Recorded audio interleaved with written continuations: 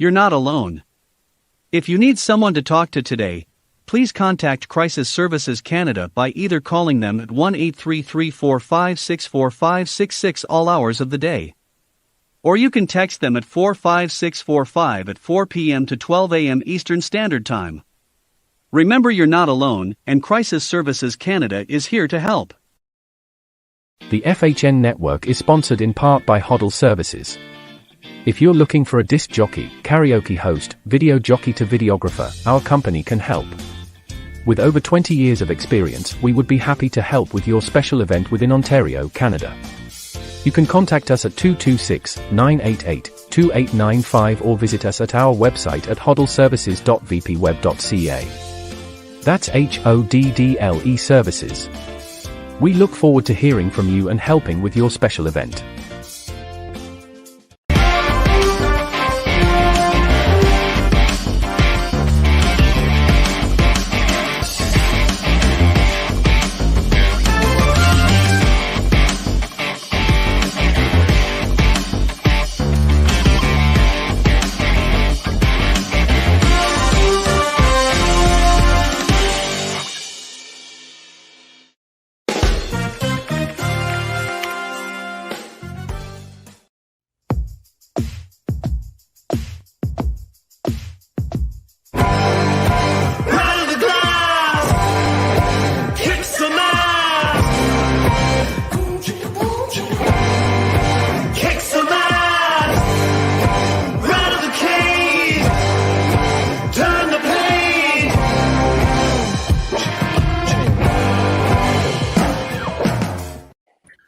Hey, what's up, OTP fans, and thanks for tuning in to our live recording of Season 3, Episode 13 of Off the Puck Hockey. I'm your host, Tyler Fines. You can catch us on Rogers TV, Channel 20, Channel 13 in the Tri-City area, London, St. Thomas. Make sure Saturday nights, 9 p.m., you're turning on your TV and checking us out. If you want to follow us, make sure you follow all of our social media pages, Facebook, Instagram, Twitter. Make sure that you view our recordings Monday nights live, 9 p.m. unedited.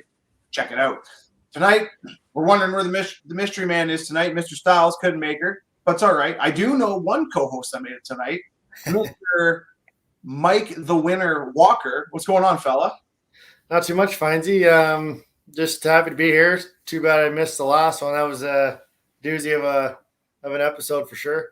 Yeah, it was nice having Theo Fleury on. He was a hell of a guest, but we got a great guest tonight. But before we get to our guest here, how the team playing the weekend? Are we winning games? Still winning games. We're 1 point out of first place right now, but we beat first place on Sunday, so things are looking good. 4-0-1 in the last 5, so we're right there. Attaboy, we'll keep it rolling, buddy. You never know. You still got a long season, but as long as you're winning hockey games, it's always fun. But tonight, listen, we welcome. We got a great guest on tonight, guys. We're welcoming former professional hockey player, current assistant coach in the queue with St. John's Sea Dogs, second round pick to Columbus, Mr. Stefan Legein. What's up, fella? Not much. How you guys doing? Well, we're excited to have you on. I'm really, really looking forward to talking a little bit about junior hockey out in Quebec and kind of what you dealt with over the last 2 years with COVID, and because obviously your situation was a lot different than that was going on here. But before we get into that, just where are you at right now? Yeah, I'm in St. John coaching the Sea Dogs. It's a pretty exciting year. Obviously, we were fortunate enough to be hosting the Memorial Cup, so it's nice to have that kind of motivation for the end of the year, and one common thing that everyone's pushing for, knowing that we'll be there. So it's been good. It's the season got off to a little bit of a slow start, but slowly we've been building our structure, and the team's starting to play well, and looking forward to what's to come. So how did you end up landing the coaching gig out there? I was skating a kid that played out there from Ontario, Nick Deacon Poot, and I was talking to him about his coaches, and he said they were looking for a coach. I asked for his coach's emailed him, and we started talking, and then from there I got the job. So I told my wife we were moving to St. John, and now we have a house, and we live here for 8 or 9 months of the year. Now I got to ask about the housing prices. There's got to be a major difference from Ontario to get a house out west or out east. Yeah, no, it it's, it was cost $2,000 to rent versus a $500 mortgage. So it's kind of a no-brainer.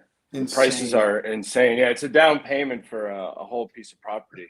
My house here is way bigger than my house in Toronto as well. And it's, like I said, it's less than the down payment. So that's insane. That's great, though. Yeah. It's an awesome opportunity nice to be able to work like that.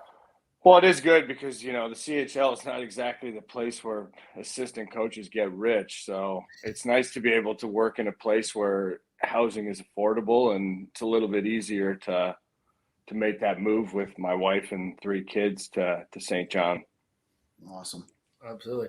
Steph, I'm just going to throw it back here. Kind of where did the game of hockey start for you? And, kind of how did it become a first love for you?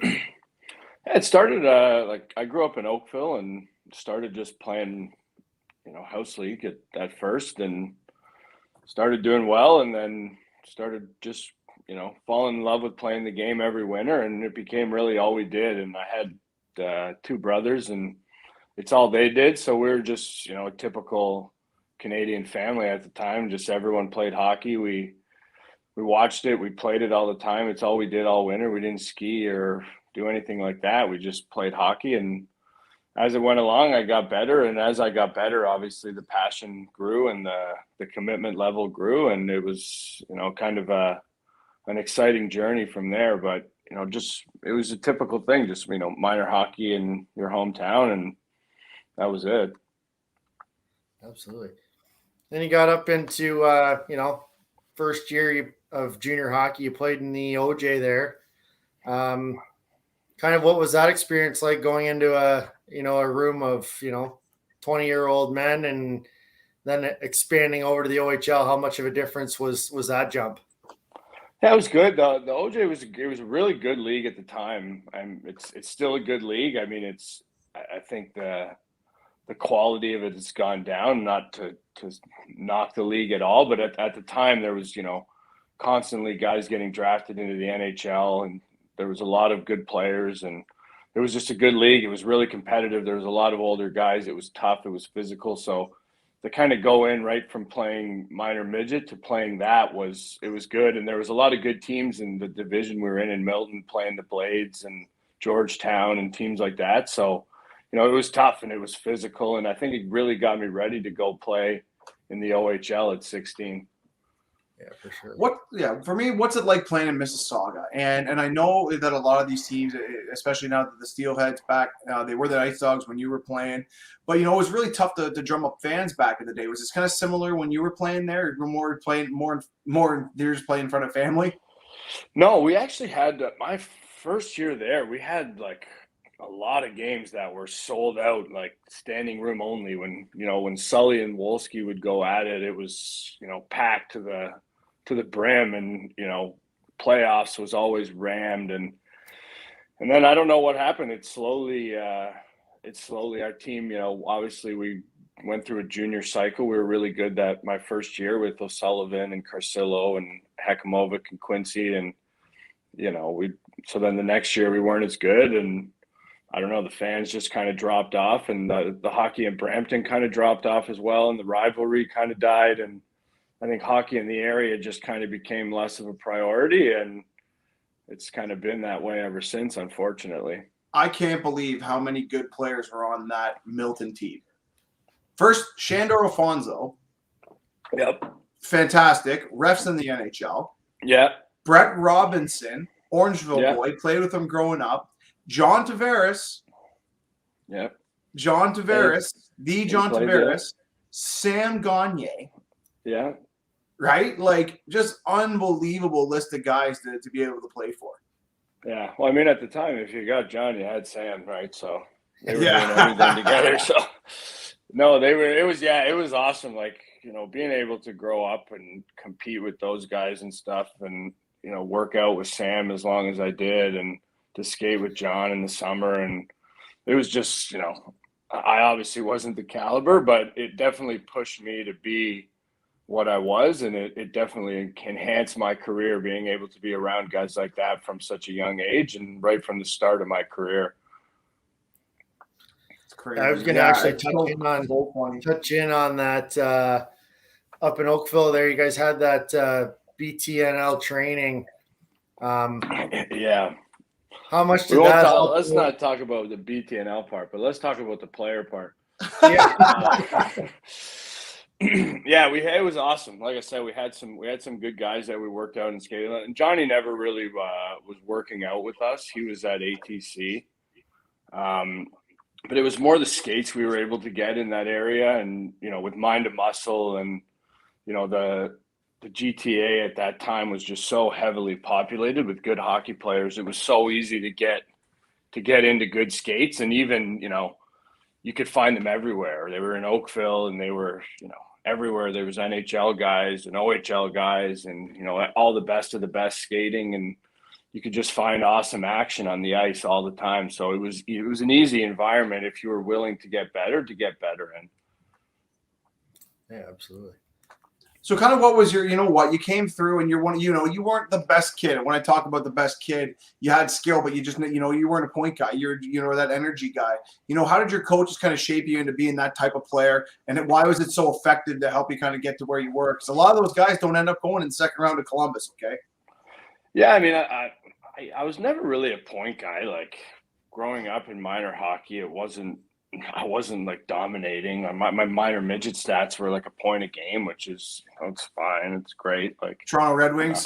Yeah, like I was able to get a goal or an assist or a second assist every game. Like it wasn't that dominant. So I think early on I just understood the value of the 200-foot game, and I bought into the value in other things, and I took it to heart when I played. And it was important to me to stop goals and to stop people from scoring. And it was fun to piss guys off and hit them from behind or slew foot them or stuff like that. Like I just took, it's bad, it's dirty, but like I just took pride in little things like that. And I liked it from right away. And I found a little niche for myself. And then I was able through hard work to add the offensive ability as I got older, and it all combined for me. And it became a nice little package, and unfortunately I stopped working as hard as I did to become that little package. But when I was on, it was good, a good combination. Absolutely. Going into your draft year there, second round pick, second round there. Kind of was it Columbus all the way going in, or was there other teams that expressed interest in you outside of them? Yeah, like it's a crazy story. It sounds like a fisherman's tale, but right before the draft started, from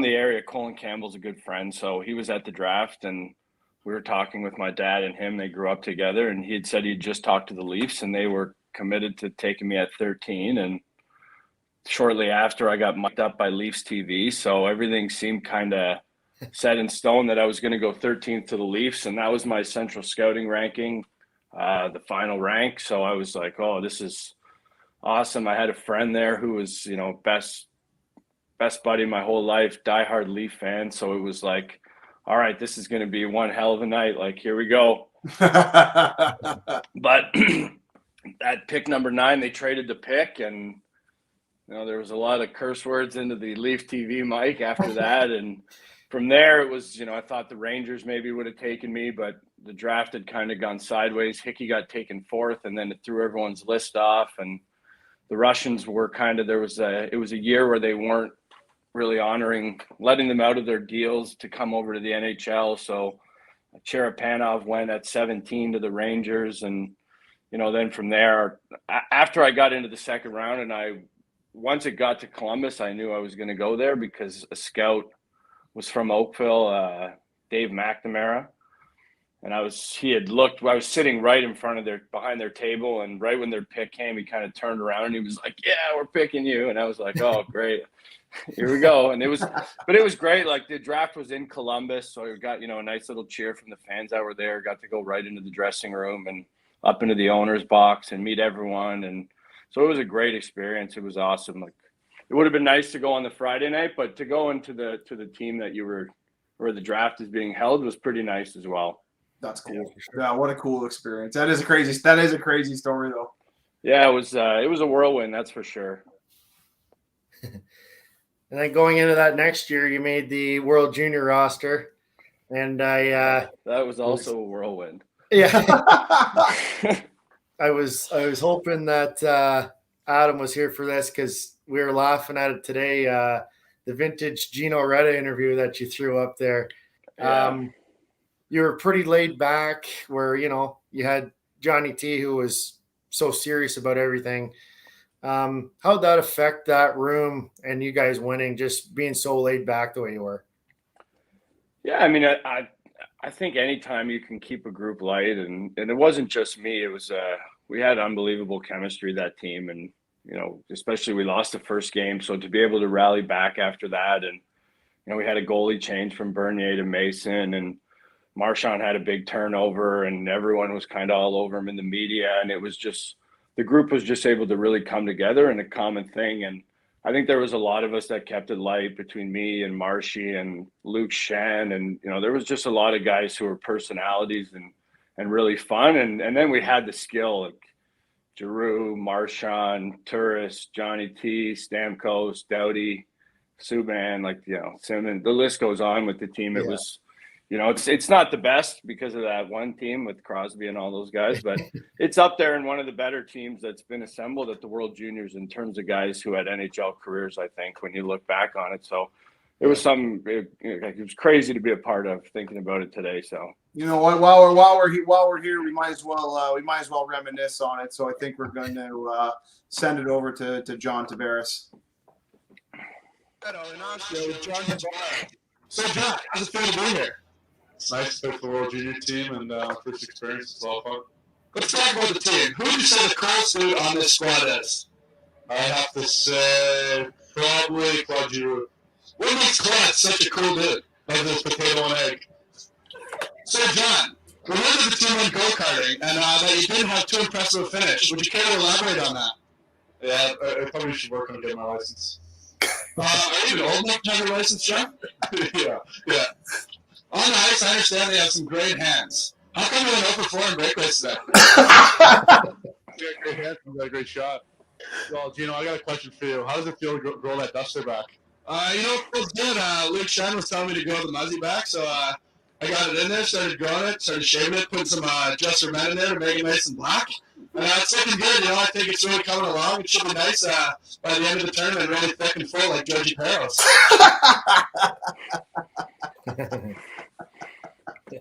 It's funny. Man. A lot of my life is because of that interview. It's truthfully, it gave me a reputation with TSN, which then kind of gave me a little bit of a platform where they kept following me around, and maybe you should have been an announcer.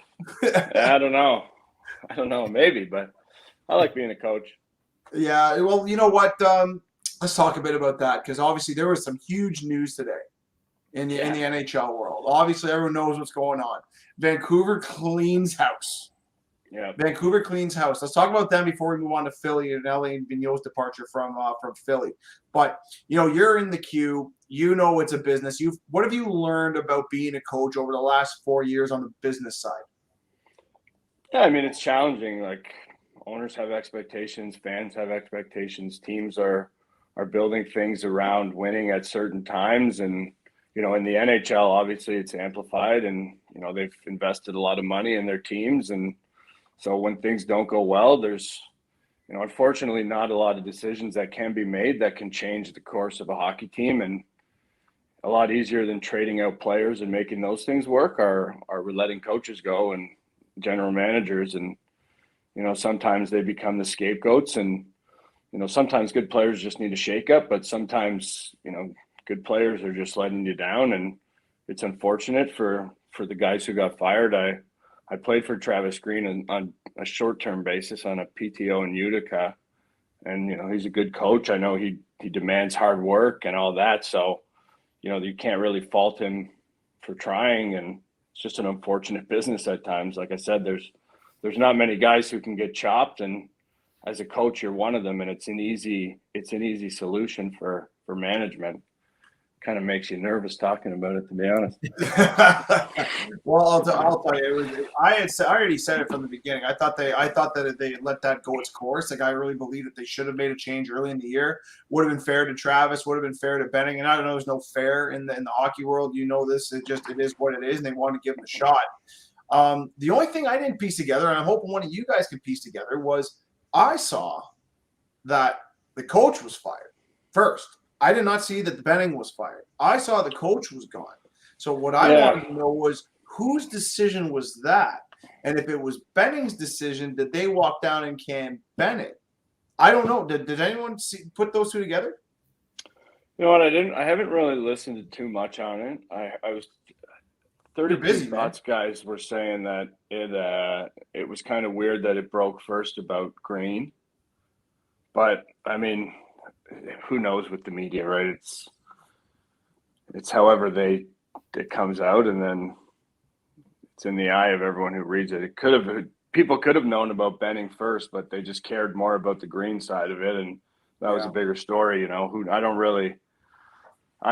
think it matters at the end of the day, but you know, I think you knew both of them were going down no matter what. Like, the only reason it kind of mattered to me, Steph, was because, you know, obviously I just wanted to know if that's what caused the firing. Like, or all of a sudden, like, was that one of the reasons? Obviously, they were having a terrible year. They can't.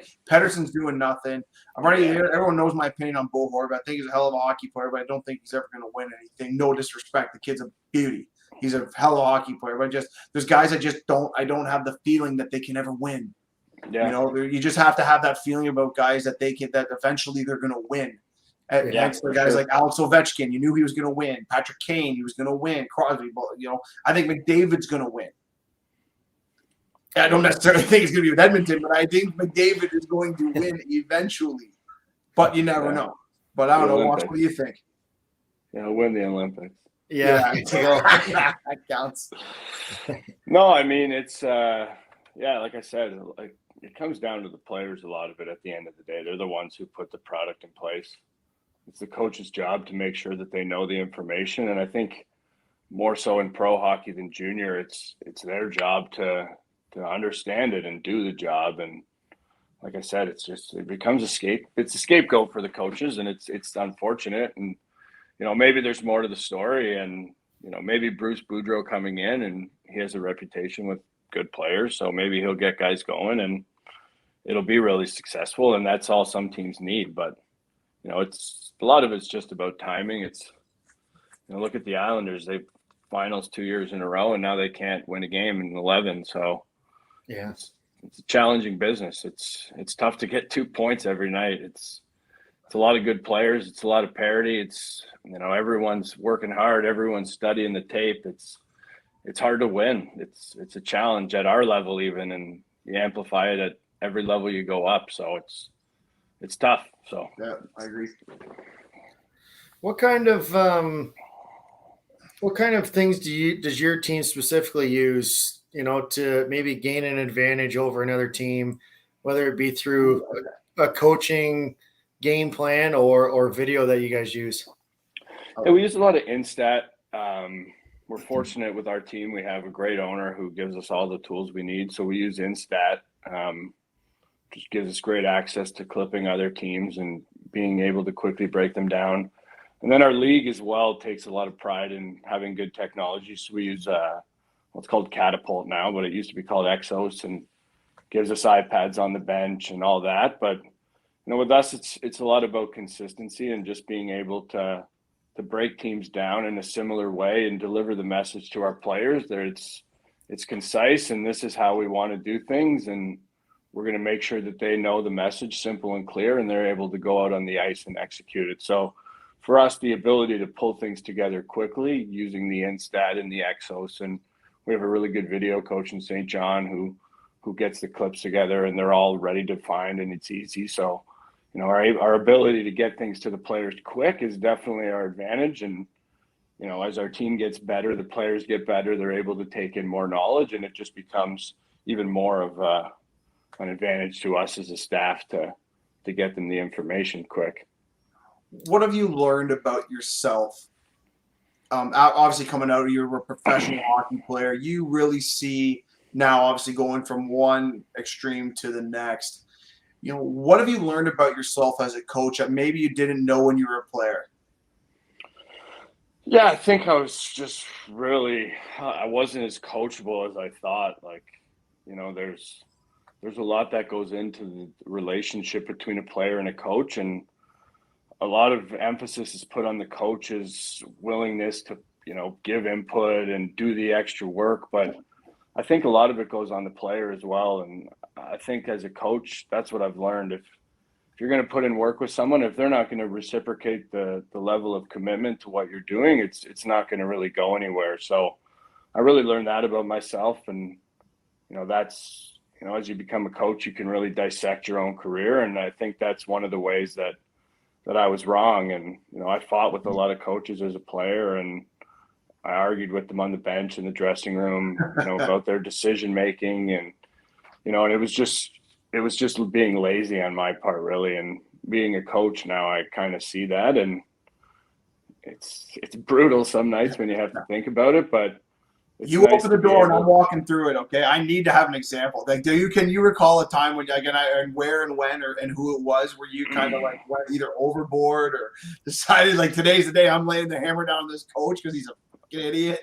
Oh yeah, I had this Mark Morris in Manchester in the American League when I was playing with LA, and I played well for him at one point, and then the American League's a really cutthroat league. It's a lot of what have you done for me lately, and I definitely wasn't the best version of myself. I was spending a lot of time in the bars and doing stuff like that. So, a lot of it, again, comes down to me, but we were kind of getting at it. We had a lot of meetings that just didn't make sense where we'd go back and forth, and then playoffs, he healthy scrappy came in and wrote the lineup for the next night. It was a quick turnaround, and he wrote out the lines, and I wasn't in it, and I just kind of stood up, and I was like, are you fucking kidding me? Like, this is a fucking joke. And then he's like, hallway right now. And then we were kind of face to face in the hall. And then I knew my time in LA was done. So it was, it was, so that was definitely the worst one, but it was just a lot of arrogance, in junior, my last year with Mario Chiquillo, just, I know Mario going out of my way to make him look bad, I know Mario well. That's funny. Yeah, smacking water bottles off the bench, just just dumb, like stuff that I thought was funny, but just really, if you could tell the kids one thing, it's pretty stupid. Like anything that you think is cool is definitely the wrong decision for most kids these days. Well, it's good that you've been able. That's awesome, though, that you've kind of, like you said, you learned from it. You're now able to communicate that to your guys, and for me, it's crazy. It was too late for me, and that's the main message. Like, you got to figure this out fast, or it's gone quick. With how robotic these kids are these days, and how they're taught right from 12, 13 to say the right thing at the right time. Say you had a kid who, went overboard at you for not playing them. How would you kind of try to reel them in before you said, all right, hit the road?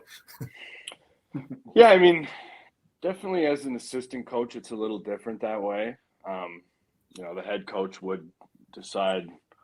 I run the D, so I have a little bit more decision-making in that regard. I'm putting out guys on the ice, but I haven't really run across that issue yet, which is fortunate for me. I have 6 guys who are pretty understanding of their minutes, and some guys play a lot and some guys play a little, and I haven't really had to deal with it. But I think everything's situational. I don't think there's a black and white answer for anything when you're dealing with people. It's heat of the game. It's who the kid is. What are they going through? What just happened?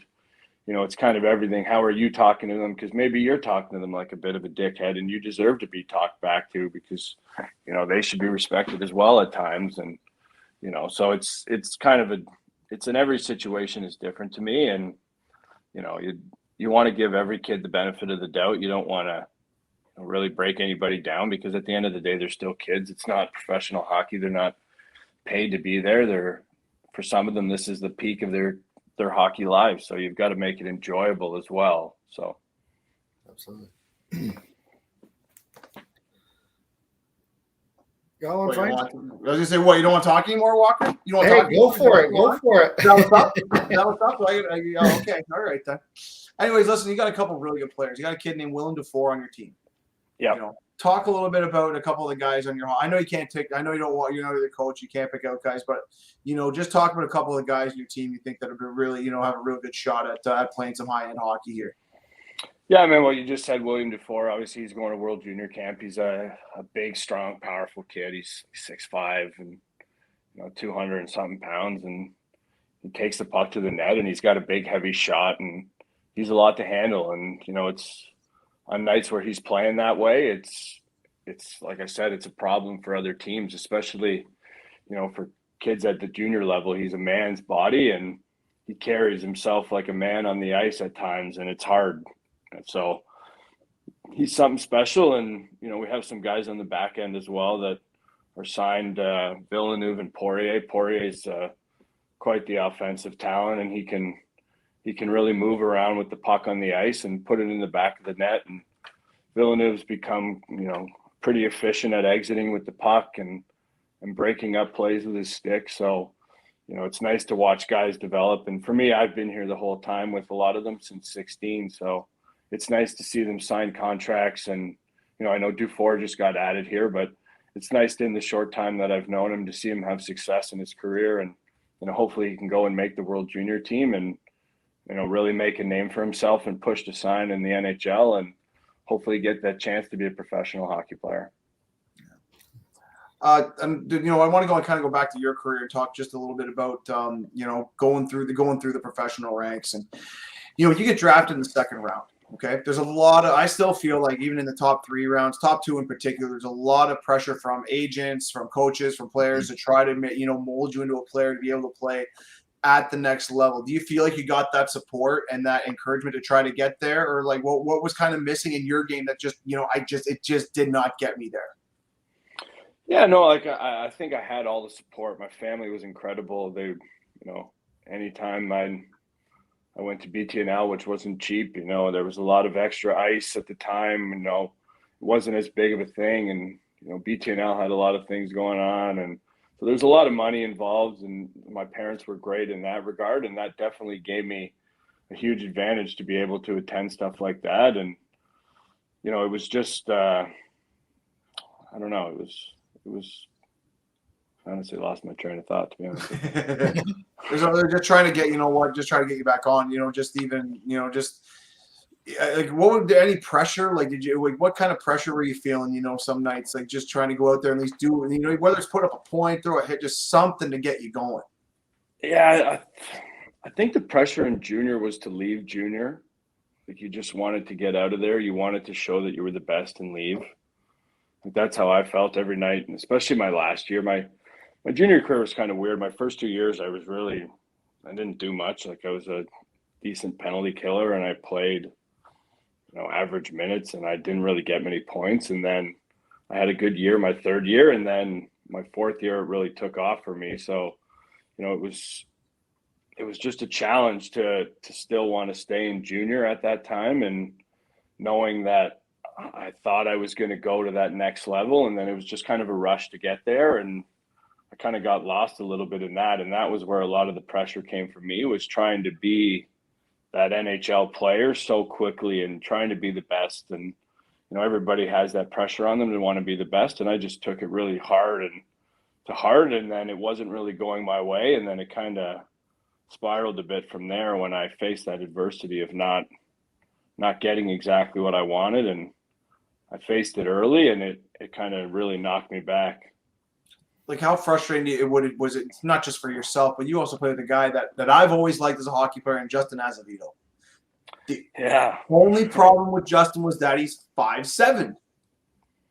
He was we played on a line together. We had a great line. I had a great year in Manchester. Played the second half of the season with him and Trent Hunter, and he was awesome. And yeah, he's been able to have a great career for himself in Russia. He makes ton of money. Yeah, He's and now he's superstar over there. Yeah, now he's in the Swiss League. But I was always like, man, like if he can't make it with the amount of points that he put up in the A and his work ethic, and and even not even getting a sniff, I could just imagine what it would be like for second, third line guys just trying to, like I said, just trying to put it together. Like, I'm this close, I'm right there, and he can't. You got to be really good though to I get know. points in the NHL, and once you're kind of that point producer, you're going up against some pretty elite players. So for Azevedo at the time, he's got to go up and play in the top six, and LA Kings top six centermen, Kopitar and Carter. They had Carter, Richards, guys like that, and You're Dustin not Brown, jumping. Jarrett Stoll. Like, even he's not even better than their third line guy. Like, it was a tough team for him to crack, and a lot of it's all about opportunity. And I think about Sam Gagner at the draft. When Washington picked at number 5, they accidentally said from London at first, and then they ended up picking Alzner. And then Sam went the next pick to Edmonton, and there's not really a chance, I don't think, that Sam would have played in the NHL at 18 for Washington, just the way they were built. But he got a chance to play with Edmonton, and his career was kickstarted early, and it was just kind of that timing piece of it all. And it's so much about opportunity at the right time. For sure. Going into, you said there was a lot of added pressure to yourself. You had the early retirement there. What kind of brought that about? And do you find that maybe put a little bit of a dent in your opportunity to go to the NHL? Oh, yeah. Well, like, that literally ruined every opportunity I had to fucking play in the NHL. That was if you want to play in the NHL, don't do that.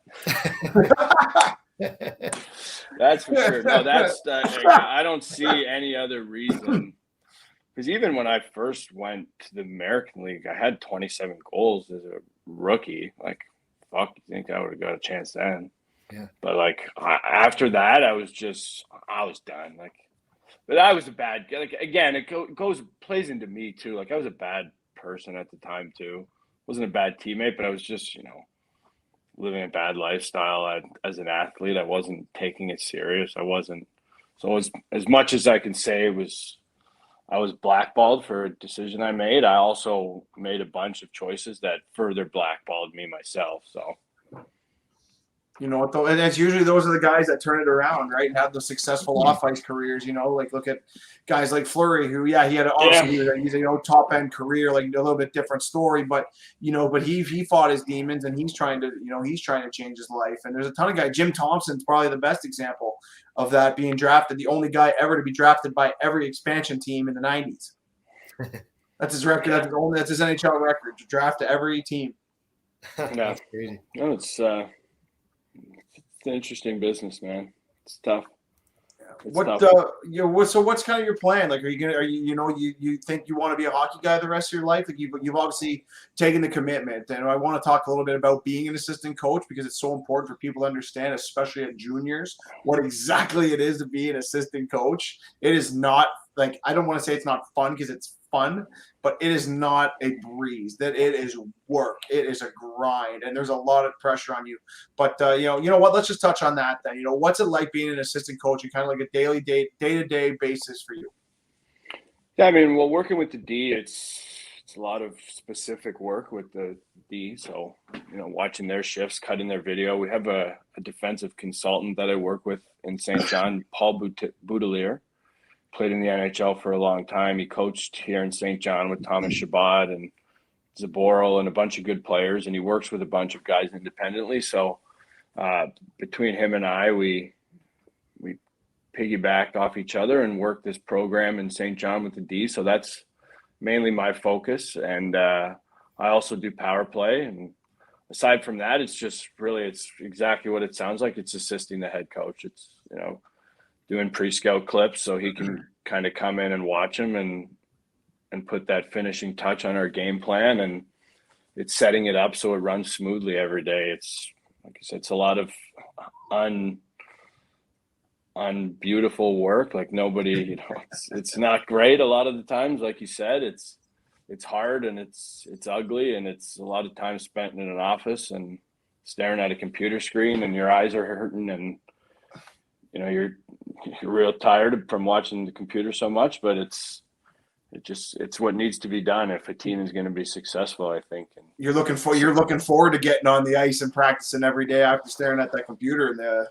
Oh yeah, and you know that's one of the perks too, to be able to get to go on the ice and be physically active every day and mix it up with the players in that kind of environment and to have that kind of fun. And you know, our coaching staff is pretty young and vibrant, and we like to have a good time. Well, you know, we're very serious at the same time. I don't want to say, but you know, we like to get involved with the players in that regard. So it's fun to be active with the guys and taking passes and one-timers and face-offs and all that stuff. So it's a really cool job to be able to be on the ice with high-level athletes like that, and hopefully can continue work my way up to being on the ice with the best.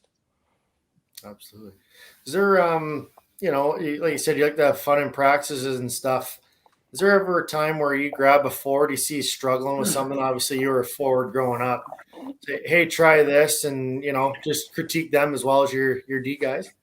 Yeah, I mean, it's our staff is so detailed that it's hard for anything to get missed by those guys. They're pretty on the ball. We have our head coach is Gordy Dwyer, and he's coached for a long time. We talked about it before we started.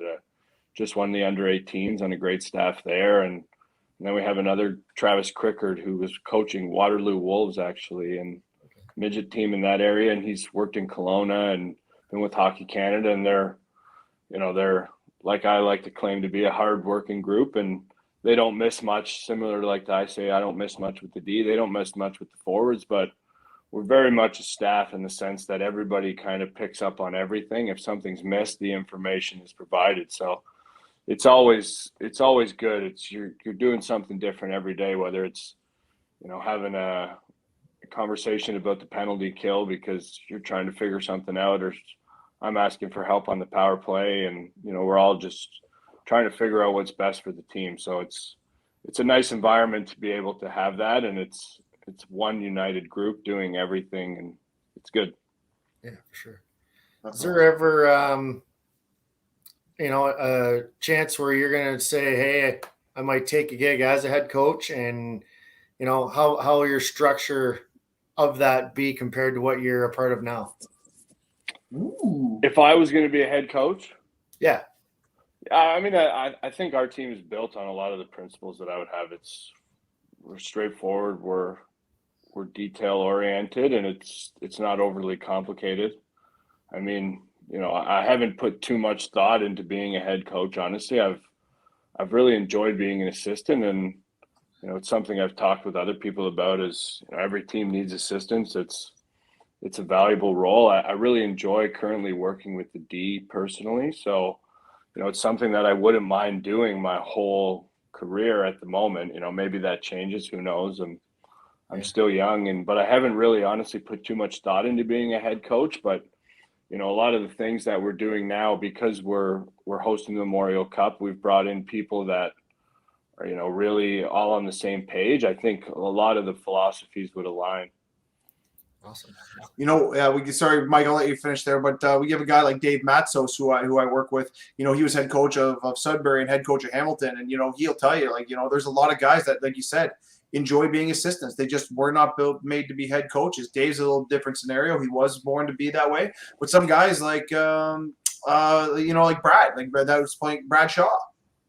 Lifetime assistant coach, loves the job, that doesn't have all the pressure on him, and he puts trust in the people around him. And you know what? It's true. It is very hard to be an assistant coach. I'm the first one to tell you, because I'm not a good assistant coach. I try my best, but I'm not a good assistant coach.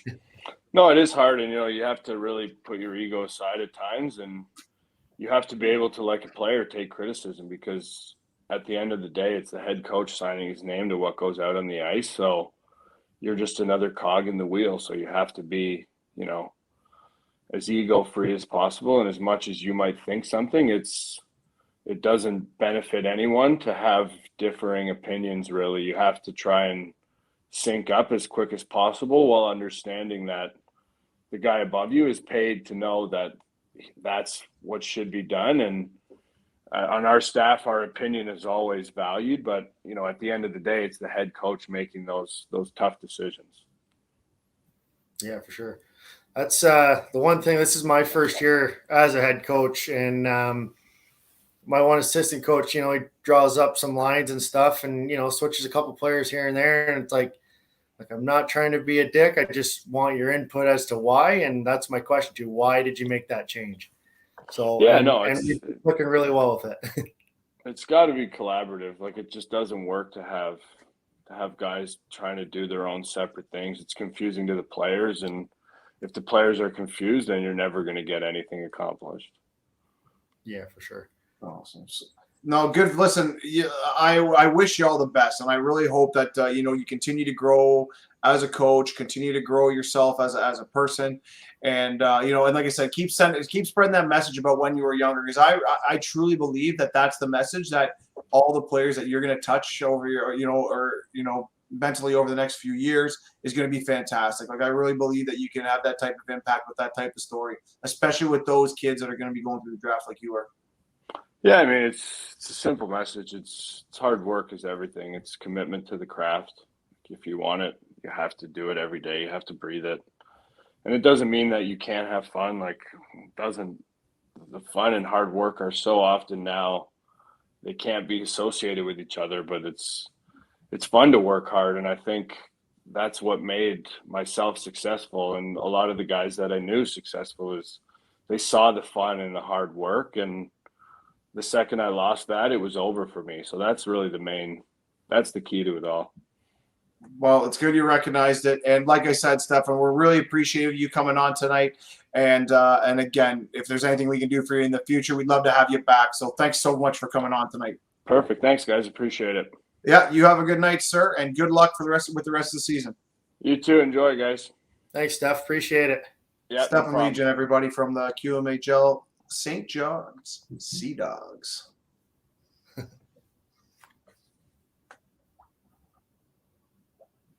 Oh, beauty. No, that was good. I always love getting into assistant coaches like that, and just speaking with them and finding out kind of what their passions are, kind of how they got there, and and then one thing I forgot to ask him. We already asked him about Benning and what happened in Vancouver, but we got to talk about Vigneault getting canned in Philadelphia. Like, what the hell happened there?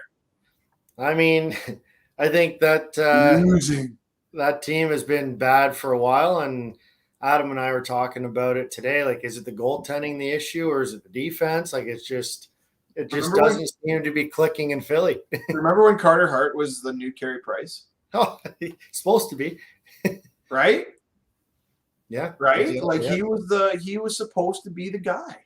Yeah, the big saver. And he's not the guy. Yeah, and I don't know what to say. Like, Claude Giroux is leading their team with 19 points. The next guy down's got 14 with Couturier. Like, oh man, he's more of a defensive centerman than he is an offensive guy too. Yeah, well, he's a -8, so that's not working. No. I don't know. Like, I'm looking down the lineup just to take a look. I mean, Kevin Hayes has only played 4 games. He's hurting out. Obviously, he had a terrible tragedy. I mean, that's got to be weighing on him too. You traded your first overall pick. Morgan Frost is not panning out the way you want. James Van Riemsdyk's still there. He's another one, right? Where the younger generation is just, it seems too fast for him. Yeah, it's not good there, and they've decided to go another direction. And to be honest with you, I really don't blame Vigneault. I mean, you can only do so much with the team you have, and I don't know who exactly you put the blame into, but somebody's getting this. Someone's getting it. Yep. Right, like someone's getting it. So I don't know. I don't know what you do in Philly outside of like hitting the reset button.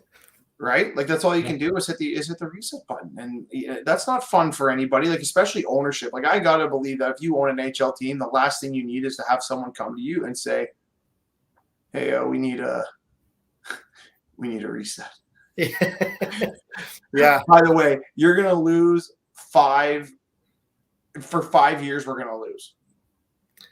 Yeah, and that's a tough thing because you're definitely gonna lose some of that fan base there too, right? Yeah, you do lose a bit, but again, I think Philly will bounce back. They're always kind of like that, but I'm really hoping that they can turn it around. It's just they just need a reboot, and I'm hoping that they can do that, and hopefully sooner than later. That's for sure. Outside of that, man, it's been we had a couple. I don't know if you watched the game the other night with the knee on knee. Yeah. Do you think that was a knee from Pionk? Start first. Spezza 100% knee. Yes. Pionk a knee. That's one of those situations I find he was going to make the hit, and because Sandin made that little juke move on him, it's that instinct to try to catch him, because then he looks really bad if he doesn't at least get a piece of him. I don't think it was, dude. I don't think it was, man. I don't think so. I think he missed. I think Sandin ran into him.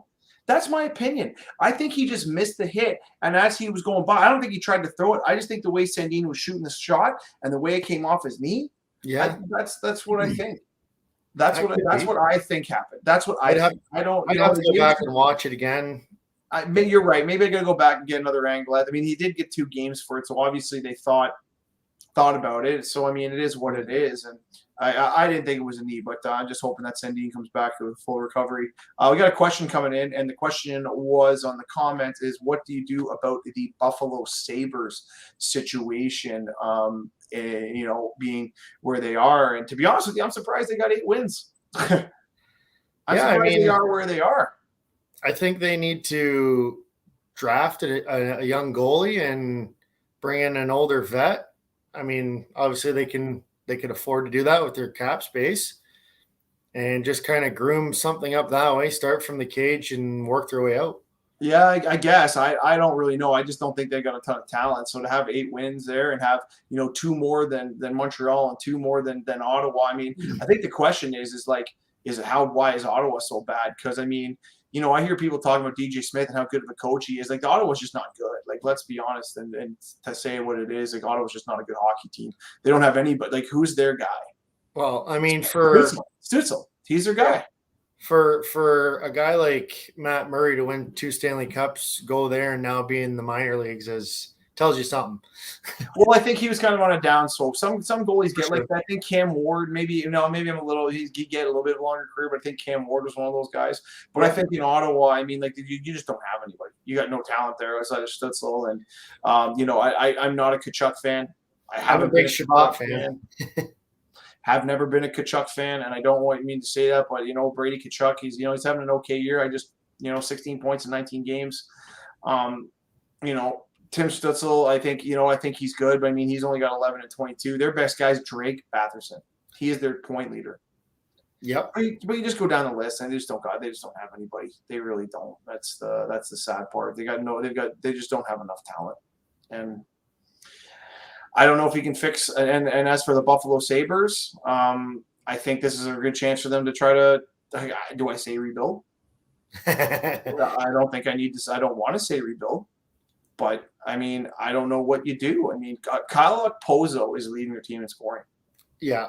And the other kicker is, like, how many times have they pulled the rebuild card? Well, this is and that's one thing about the rebuild. It's funny, when I was mentioning Ottawa, that I didn't say was the GM said that the rebuild's over. Winning is now. I don't know about that. He actually said that. There's a quote. Yeah, he actually said that, quote unquote, that the winning is over. Or sorry, that the rebuild is over. Winning begins now. Yeah, quote unquote. I guess if that Forsberg kid keeps playing half decent, maybe they win a few more, but I don't see them. I see them with a high draft pick. I'll go with that. Yeah. Well, I don't know. Like, is there anybody else that's on the hot seat? Like, I mean, New Jersey's on their way up. Montreal made their, they've decided to stay, Ducharme's their guy, so he's not going anywhere. Chicago, I don't think they're doing much. Arizona is just terrible. They made their move in Vancouver. Seattle's a new team. LA's come back down to earth now. They're 3-4-10 in their last 10 games. San Jose's kind of that. They're 5-5 in their last 10. They've lost 2 in a row, so they're starting to fall out of the standings too. Yep. I don't know what you do. I don't know what you do. You just continue. I don't know who else is on the chopping block there. Yeah, at this point in time, anyways, right? No, that's true. What was your take on the McDavid 5 in a game? Yeah, call it. Call it as it is. Call it as it is. He'll probably. I'm surprised he didn't get another game. Yeah, I think he may. I don't know if that's over and done with yet. Maybe I don't. Maybe he did. Maybe he didn't. I don't think he did.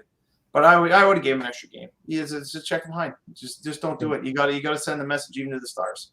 yeah. I think his speed was the factor in that one. Like he came in a little too hot. Yeah, he came in like a wrecking ball. That's for sure. He was Miley Cyrus 100%. Like he was flying through that check. You knew exactly what. In my opinion, he knew exactly what he was doing when all that happened. But I don't know, man. It's a pretty crazy, crazy thing going on in the NHL right now. And like I said, I'm hoping that the Leafs continue to roll. And Pittsburgh obviously is, having another decent year. They've still got Malkin to come back, don't they? Yeah, he's skating now. So, I mean, throw him into the mix. That hopefully they go on a nice run. I mean, Gensel's and Crosby are playing hot right now, so that's kind of been their offense as of late. Yeah. You ever think there's a time where Sidney Crosby gets back to like that 82 points in 82 games? I mean, I could see it. It wouldn't shock me if he did do it, but I don't know. I think he's at that point where he's just embracing where he is, and I mean, for a guy like that, now guys want to go to Pittsburgh, so I mean, he doesn't have to be that 100-point guy there anymore. Yeah, no, I agree. And the one team that I really I've been enjoying following this year has been the New York Rangers. I knew they were good. I think it was just a matter of time before they broke out. I've called it from the beginning. I thought that Kakko and Lafreniere are busts. I think that they're doing okay, but you got to get more out of your first picks. Panarin's having a hell of a year. He's 26 points in 23 games. Adam Fox has become a stud for you. Chris Kreider is good. Zibanejad's still good. I think the Rangers have a really good shot of being a hell of a team if they continue on the run they're going on. Yeah, for sure. I really like Fox. He's turning into that elite defenseman. I almost want to put him with that Nick Lidstrom longevity for a career for him. Well, I hope so. And like I said, I hope that happens. But you know what, brother? Time is our enemy, as always. Which means we got to thank everybody for watching Off the Puck podcast and watching it on the TV show. It's Saturday nights, 9 p.m. on channels on 20 and 13 Rogers, Tri-Cities, St. Thomas, and London. You can also find us on Spotify, iTunes, everywhere you can download a podcast. Make sure you're checking us out. Follow on all of our socials, YouTube, Facebook. Make sure you guys can check in on our live recordings every Monday at 9 p.m. I want to thank Stefan Legein for joining us, assistant coach of the Sea Dogs out in the QMJHL. Make sure that you're following them. Check him out. Make sure I think he's going to have a hell of a coaching career. Again, thanks for Mikey Walker for helping us out tonight. I'm your host, Tyler Fines. Matt Huddle's our producer. Marty Zilster's he's made the music. The music sounds banging. This is Off the Puck Hockey. Have a good night.